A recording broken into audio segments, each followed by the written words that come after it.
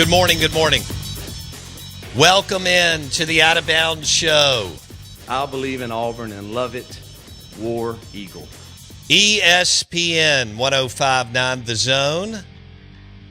And we have a special show today from 10 a.m. to noon with Realtor Locke Ward at one of his listings. 41 Long Cove in North Bay, in Madison, right by MRA, on the water. 41 Long Cove. Realtor Locke Ward, also the leader of Clean Up Jackson. The guy's a machine. He never sleeps. He was up with the chickens this morning like I was because he texted me before 6 a.m. And I was in my kitchen kind of trying to figure out what was going on after taking a shower, and I get a text from Realtor Locke Ward.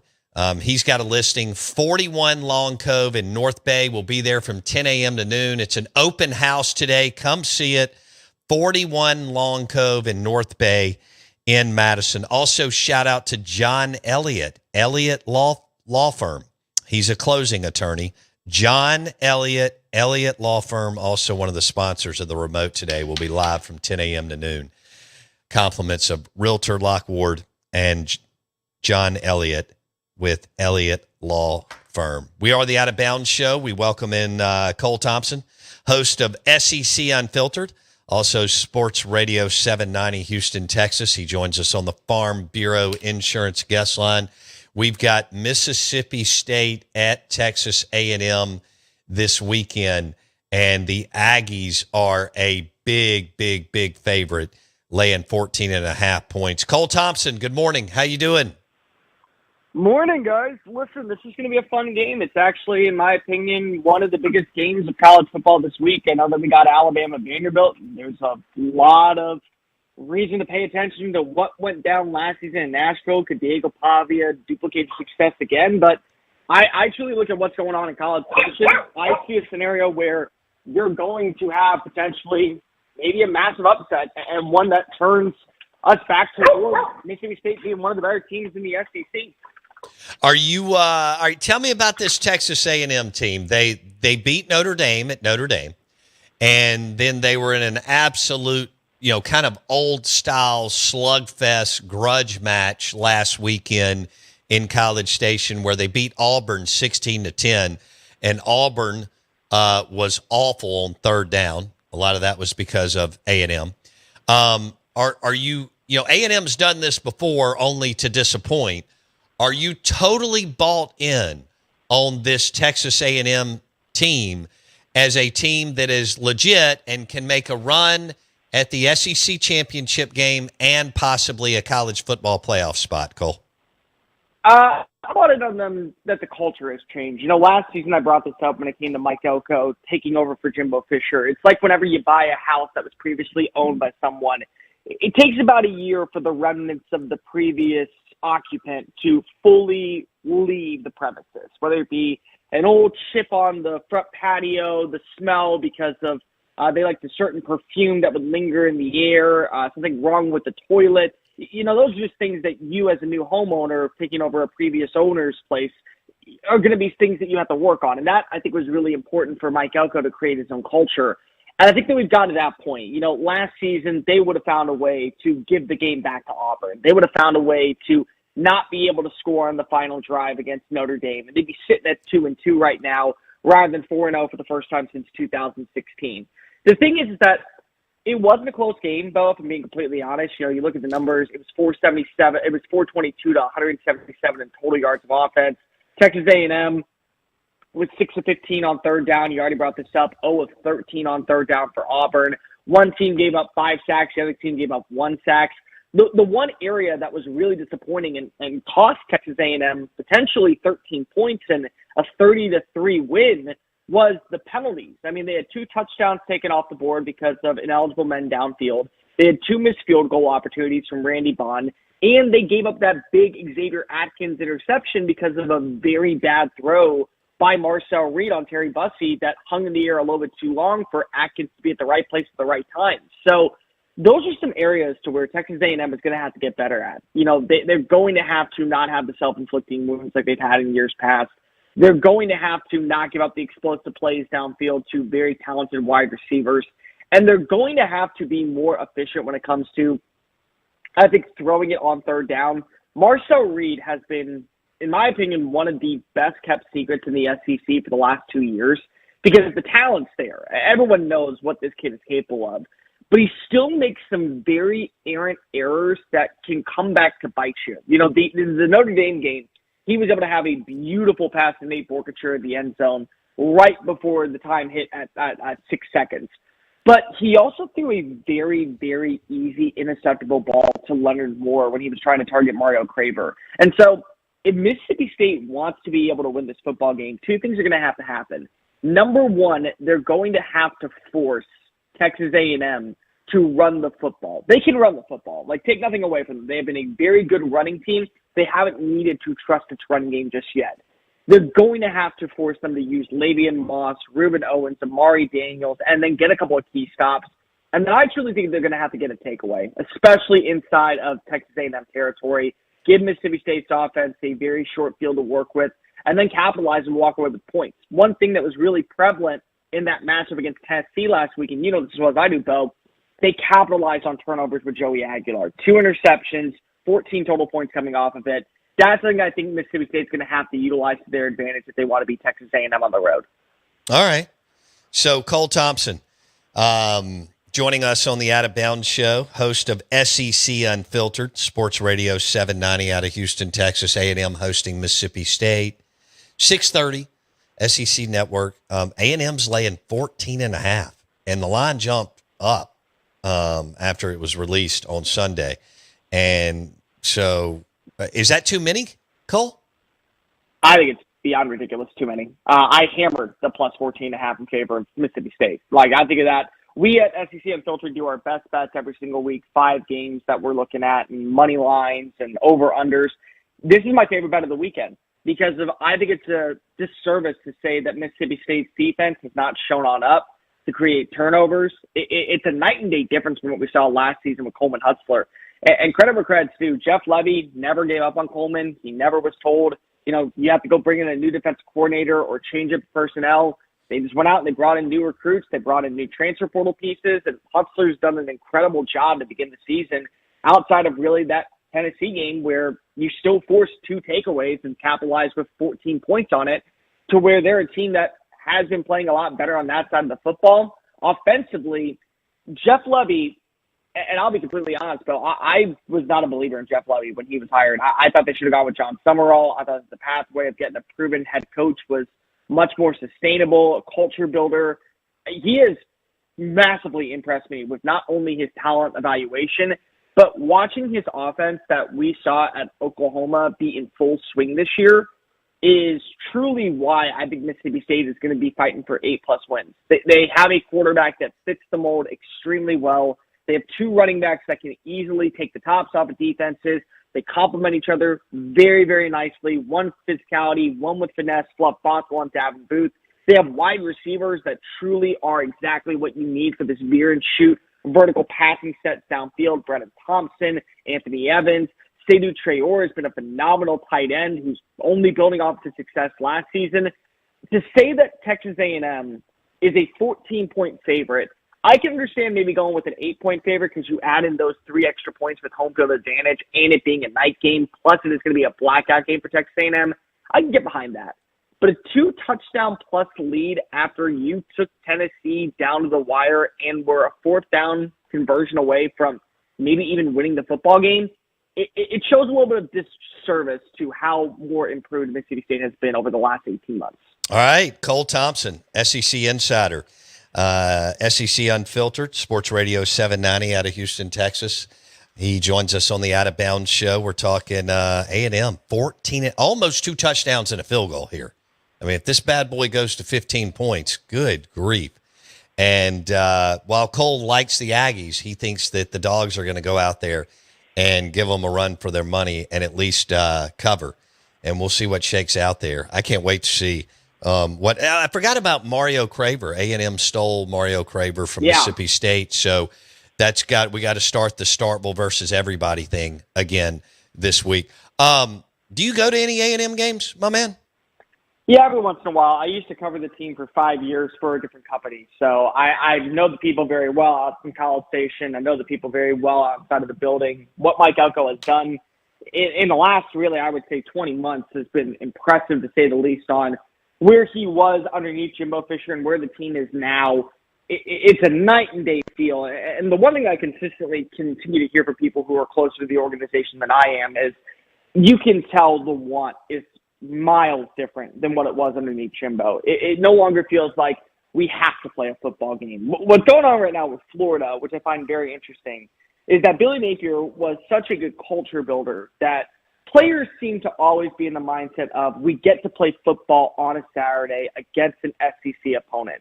This year, it's more so, we have to play a football game against an SEC opponent, which is why the writing is on the wall out in Gainesville for a new coach to come on in.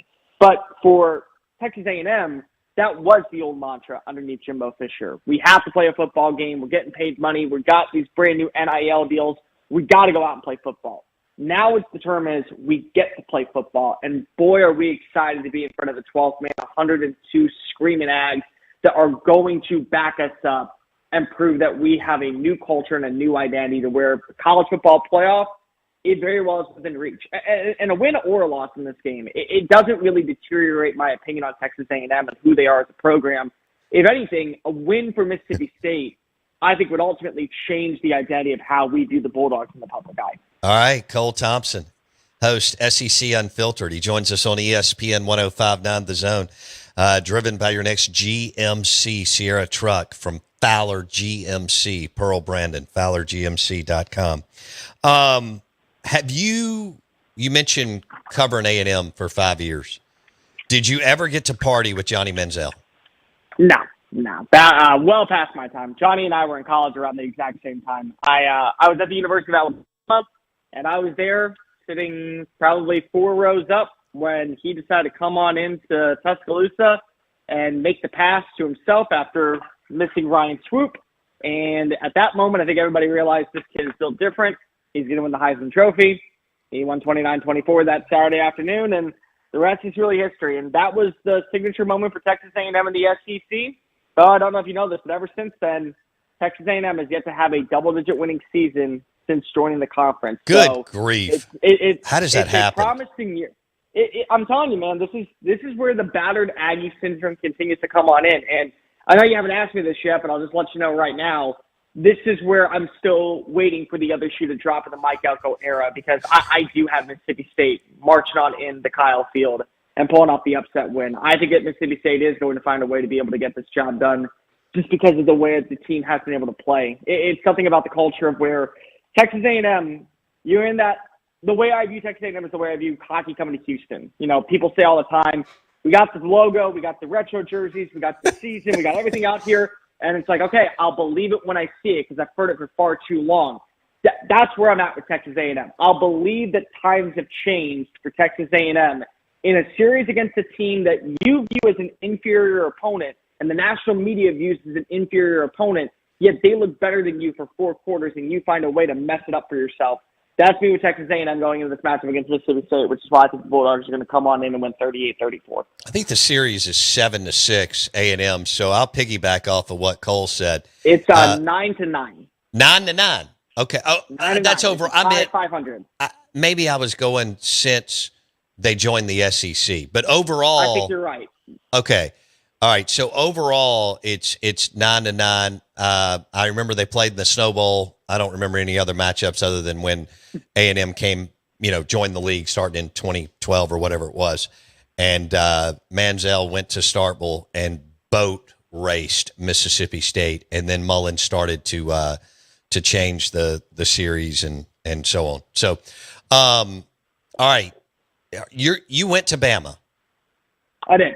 All right. So is Bama your number 1 team and A&M your number 2 team in the SEC, or how does that work? No, I mean, so Bama, of course, is the school where I got my journalism degree. I got to learn all about the process of being in sports talk radio, and I always have a place in my heart for Alabama, but I don't really play the favoritism game. I never have. Whatever fan base shows us love and support at SEC Unfiltered, I will always make sure that we plan trips to go out and visit that area because of it shows the community of what is college football. I treat every team fair. You know, if I see a team that I feel like is the more dominant roster and feel more confident in winning a football game, I'll speak the truth. You know, I picked against Bama multiple times last season. I'm probably going to pick against Bama at least once or twice this season because there's a reason to not buy into the stock when it comes to Kalen DeBoer. But, you know, you always have that, I think, fandom deep down inside of it is a little bit nice to know that the team that you grew up rooting for and the team that you represent in your college degree is hanging in your office is doing well and making sure that it hasn't deteriorated entirely. It's a nice feeling. But, you know, when Alabama loses, I call it as is. I'm not afraid to go ahead and poke the bear and salute too hard. Cole Thompson, SEC insider on the Out of Bounds show, host of SEC Unfiltered. A&M a 14.5-point favorite, laying 14.5 against Mississippi State Saturday night in College Station. Have you ever partied at the Floribama? Oh, yeah, multiple times. Sad to say that it's been a while. It's been 2017, 2018 last time I went back to that area. Oh, wow. They've done, like, work there and renovations and stuff. It's been a hot minute since I've been. It was pre-COVID, I remember that. But there have been multiple nights. One of my buddies actually had his bachelor party right on the border, and that was where we went every single night. So had a couple of bushwhackers, definitely had a fond too many memories that I don't remember for some reason. I think you both can understand why, Bo. But, no, it's been Floribama was one of the greatest venues, I would say, in the southeastern region of the United States that I highly recommend to everyone. Like I tell you when you go to a whiteout game at Penn State, like I tell you when you got to go to a night game in Death Valley, make sure you go ahead and have a bushwhacker at sunset at Floribama. You damn right. I'm with you. Cole Thompson on the Out of Bounds show. Okay, your SEC, I don't need all 16, but I'm just thinking your top 3 to 5 teams right now that the month of September's in the books. Where are you with your SEC power rankings right now? You know, it's so hard because there's like 8 teams that all could fight for the top 5 I agree. spots. I think Ole Miss, because of the win at home and the way that they've been able to play without Austin Simmons, not miss a beat with Trinidad Chambliss as their starting quarterback, they're able to run the football efficiently. They've only given up 3 sacks in conference play this year. I think they deserve that number 1 spot. It's very hard for me to argue against it. I know it's challenging to say this because we haven't seen the new quarterback, but the defensive line for Oklahoma, in my opinion, is the best in the country. I think that they have still an elite defense, and they've gotten better with the offensive wide receiver play. I think offensive line underneath Bill Beatonbow has been phenomenal. So even though it is my Hawkins, I trust what I've seen from Brett Venables' squad to put them at number 2. Number 3 is a toss-up right now. I think that you could go with Texas A&M. I will go Alabama simply because of it's a more promising win. You did go into Georgia, a place that had 33 consecutive wins in a row. And once again, the game plan was very similar to what you saw last season where you jumped up to a 10-point lead, you gave it on back, but the play design of Ryan Grubb and the consistency of what you got with Ty Simpson, I think speaks incredible volume about where they are at this point. So I give them a lot of credit there. Number 4, I'll go Texas A&M. They still have a good defense. It's starting to find its identity when it comes to the pass rush. Their offense is night and day different underneath Colin Klein this year. They still can run the football. And Marcel Reed, I think, is one of the quarterbacks that, while you are sitting there with that gunslinger mentality and holding your breath as the ball floats in the air, 90% of the time, most teams don't have a wide receiver tandem of Mario Craver and Casey Concepcion to go ahead and bring that ball back. So I'll give them respect at number 4. And number 5 is a 3-way tie simply because of, I think, that they lose to Alabama and they have a win over one of these other opponents. I'll give it to Georgia. Georgia still has a good defense. Georgia still can run the football efficiently. The offense, I think, is better suited to be ran underneath Gunnar Stockton over the likes of what Carson Beck was doing last year. There's something about that old school country boy style quarterback that just fits Kirby's system extremely well. That's what you got with Stockton versus Beck from a season ago. And again, they have a win on the road in Neyland over Tennessee, a Tennessee team that I would probably have quite literally right behind them because the head-to-head game. And then I would throw Vanderbilt in that conversation. I think Vanderbilt is the most complete team in the SEC. What they have is they know what their identity is. They can run the football efficiently. They're physical in the trenches. They are gritty. They are forceful. They are willing to go ahead and lay it all down on the line and get in the backfield. And they're led by a quarterback that is an absolute psycho. He's a dog. He would break his neck, though, be brought into the locker room and we would have to see some Jon Snow, Game of Thrones level voodoo magic come on board for him to come back as a zombie and win the football game. Yeah. Like that's just the way that Diego Pavia plays. He would rather die on the football field than ever take a loss. And I think that the team has embodied that. I mean, Bo, let's just be real. If somehow they end up marching into Tuscaloosa and getting a win, they're going to be the first team in the SEC that is bowl eligible. And it will be October 4th. Name a time period in your life where Vanderbilt not only was the first team in the SEC bowl eligible, but they were bowl eligible before we got to the Red River Shootout. Damn. I hadn't thought about that, Cole Thompson. That's a good point. I'm with you on Diego Pavia. Biggest dog in college football. He will throw down in the parking lot and beat you anytime, any day, anywhere, all that. Are A&M, real quick, I got 1 minute. Are A&M fans upset that Johnny Manziel's going to the Vanderbilt-Alabama game when they have a home game? I don't think that they really care, only because of Johnny will be at almost every other game that there is out there. You know, Diego's come out and said multiple times that the hero he grew up watching, his idol, is Johnny Manziel. And so when you throw that into the conversation and the fact that this is probably Vanderbilt's best shot to go into Alabama and this football game, much like Johnny did in 2012, I think that they can get behind it knowing that he'll be there for basically the South Carolina game. He'll be there for the Florida game. He'll be there for every other game that comes on this season and probably one road trip. Love it. All right, Cole Thompson, who is a Floribama insider, joined us on the Out of Bounds show, ESPN 105.9 The Zone, Bushwhackers and Fireball, all brought to you by SEC Unfiltered and Cole Thompson. Cole, have a great week, my man. Let's do this again soon. Anytime, Bo. Never tempt me with a good time with Floribama, Bushwhackers, and Fireball. Take care, guys. All right, bud. Cole Thompson, Houston, Texas, SEC Unfiltered. He joined us on the Farm Bureau Insurance Guest Line, Sports Radio 790, Houston, Texas. And he took the Dawgs. A&M's laying 14.5, which is almost 2 touchdowns and a field goal. And he's taken the Dawgs, but then he went a step further 15 minutes in and said, I'm calling, not only do I feel like I'm covering, I just thought he thought Mississippi State would lose by, 5 to 10, 11, 12 points. Sure. No, dog. And instead he says, hey, Dawgs are going to pull the upset. So, boom. Colin Klein, by the way, is the A&M offensive coordinator. That should ring a bell, Kansas State, and so on. Hey, 10 a.m. to noon today, ESPN 105.9 The Zone. Looking forward to it. We'll be live from 41 Long Cove in North Bay. Realtor Lock Ward, also head of Cleanup Jackson.